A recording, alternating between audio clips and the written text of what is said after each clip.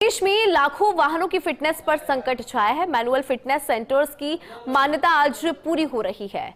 मॉर्थ ने जो 3 महीने का समय बढ़ाया था वो आज पूरा हो रहा है।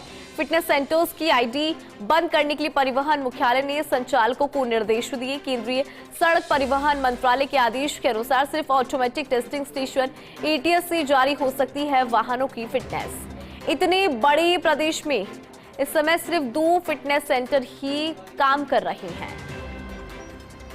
केंद्रीय सड़क परिवहन मंत्रालय के आदेश की अगर बात करें तो सिर्फ ऑटोमेटिक टेस्टिंग स्टेशन एटीएस ही जो है वाहनों की फिटनेस जारी कर सकती है और इतने बड़े प्रदेश में 2 ही फिटनेस सेंटर हैं जो कार्य कर रही हैं।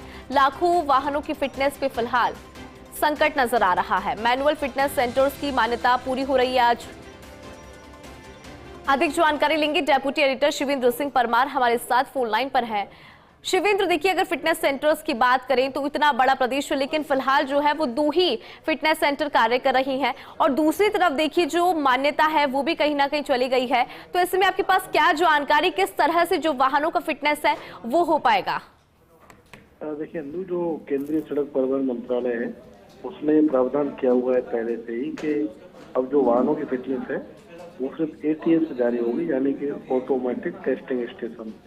लेकिन बीते दिनों ऐसी डिमांड उठी थी क्योंकि अभी पूरे देश में ही कम एटीएस हैं, तो 3 महीने के लिए पिछले दिनों इस अवधि को बढ़ा दिया गया था, यानी कि 31 मार्च तक। अवधि आज पूरी हो रही है। बिल्कुल। इसलिए ये माना जा रहा है कि आज रात से सभी जो फिटनेस सेंटर है प्रदेश में, जिनकी संख्या 60 से ज्यादा है, वो बंद हो सकते हैं। जहाँ तक एटीएस की बात है तो सिर्फ 2 एटीएस अभी तक संचालित है। पहला एटीएस चल रहा है किशनगढ़ में और दूसरा एटीएस जयपुर में चल रहा है। उसका कारण यह है कि नए एटीएसओं को अनुमति देने पर deputy CM doctor Premchand Verma ने रोक लगा दी थी।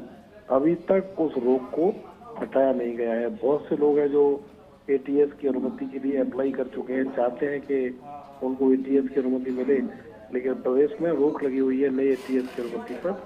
वो रोक जब तक नहीं हटेगी तब तक नए एटीएस की अनुमति नहीं मिल सकती। अब वो रोक कब हटेगी इसका जवाब सीएम डॉक्टर प्रेमचंद वर्मा दे सकते हैं।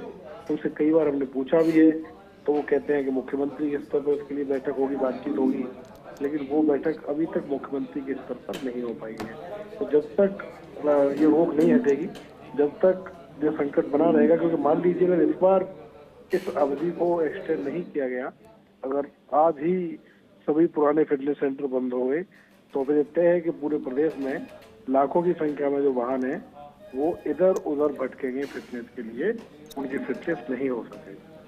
ठीक है शिवेंद्र, बहुत शुक्रिया पूरी खबर पर विस्तार से जानकारी के लिए।